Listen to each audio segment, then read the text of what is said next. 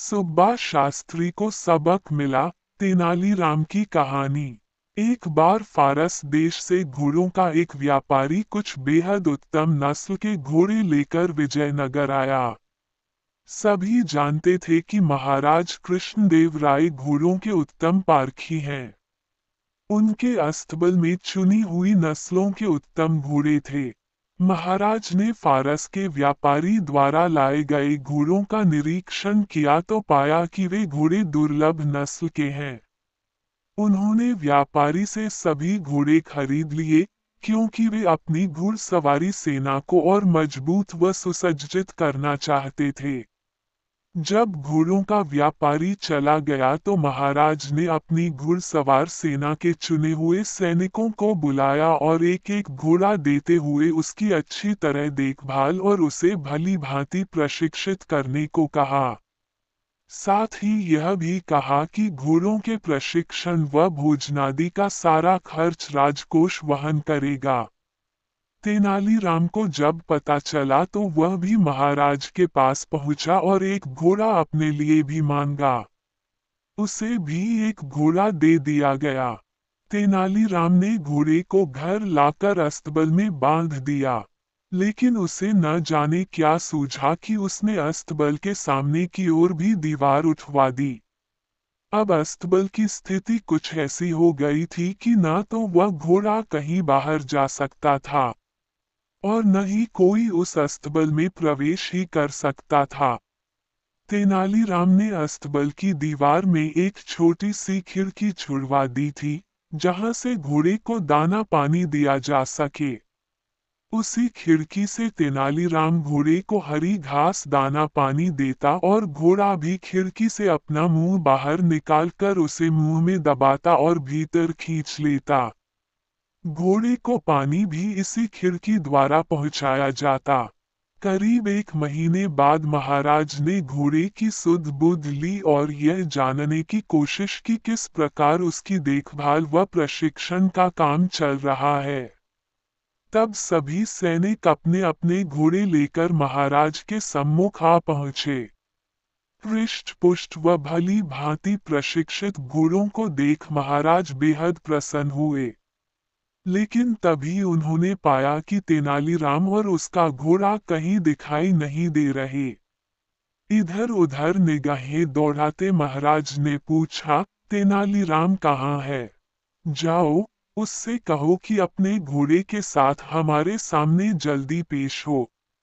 एक सैनिक तेनालीराम के घर की ओर दौड़ा और उसे महाराज का संदेश दिया कि जल्दी से जल्दी घोड़े को लेकर उनके सामने हाजिर हो जाए। लेकिन तेनालीराम अकेला ही चल दिया। उसे अकेला आया देख महाराज बोले, तुम्हारा घोड़ा कहाँ है? आज मैं सभी घोड़ों का मुआयना कर रहा हूँ कि उनकी कैसी देखरेख की गई है। जाओ, अपना घोड़ा लेकर आओ। क्षमा करें महाराज, तेनालीराम बोला, आपने मुझे जो घोड़ा दिया वह घोड़ा गुस्सैल है और अड़ियल है। मैं तो उसे अपने साथ यहाँ लाना चाहता था, लेकिन मेरे लिए यह संभव नहीं हो पाया। कहकर तेनालीराम चुप हो गया।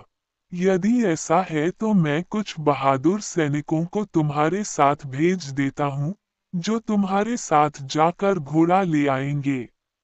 महाराज ने कहा, नहीं नहीं महाराज, ऐसा हरगिज न करिएगा। अब तक घोड़े की देखभाल मैंने की है और मैं ब्राह्मण हूँ।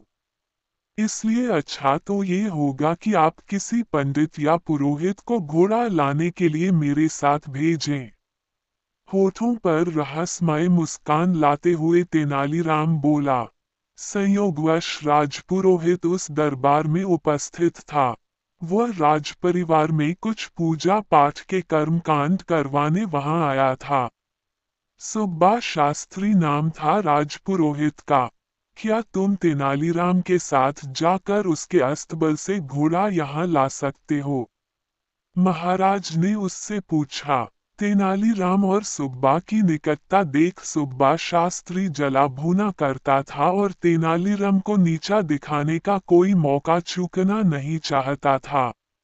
वह बोला, क्यों नहीं महाराज, मैं अभी जाकर घोड़ा ले आता हूँ।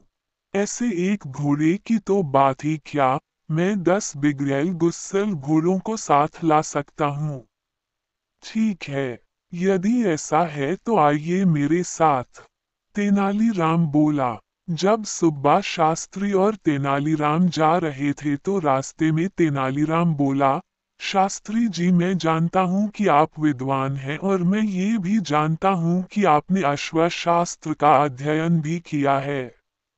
कुछ ही देर में जब तेनालीराम के घर पहुंचे तो सुब्बा शास्त्री अपनी लंबी दाढ़ी को उंगलियों से सहलाते हुए अहंकार भरे स्वर में बोला, हाथ कंगन और आरसी क्या? आखिर तुम्हें मेरी योग्यता पर विश्वास हो ही गया। लेकिन शास्त्री जी, मेरा घोड़ा कोई साधारण घोड़ा नहीं है। इसलिए मेरा कहना माने तो पहले खिड़की से झांक कर देख लें। इसके बाद अस्तबल की दीवार तोड़कर घोड़े को बाहर निकालने की सोचना। अपने होठों पर कुटिल मुस्कान लाते हुए बोला तेनालीराम। तेनालीराम ने भी जैसे उस दिन सुब्बा शास्त्री से पुराना हिसाब किताब चुकता करने की ठान ली थी। इधर जैसे ही सुब्बा शास्त्री ने दीवार में बनी खिड़की में अपना हाथ डाला, तुरंत घोड़े ने उसकी दाढ़ी पकड़ ली। दरअसल वो उसकी दाढ़ी को भूसे का ढेर समझ बैठा था। सुब्बा शास्त्री की दाढ़ी को अपने मुंह में दबाए घोड़ा इतनी जोर से खींच रहा था कि उसकी आंखों से आंसू टपकने लगे और वह दर्द के मारे जोर जोर से चिल्लाने लगा। अंततः अस्तबल की सभी दीवारें तोड़कर वह बाहर निकाला गया। मगर घोड़ा भी कुछ ऐसा हठीला था कि सुब्बा शास्त्री की दाढ़ी अब भी दबाए था। कोई और रास्ता न देख उन्हें उसी अवस्था में राजमहल की ओर जाना पड़ा।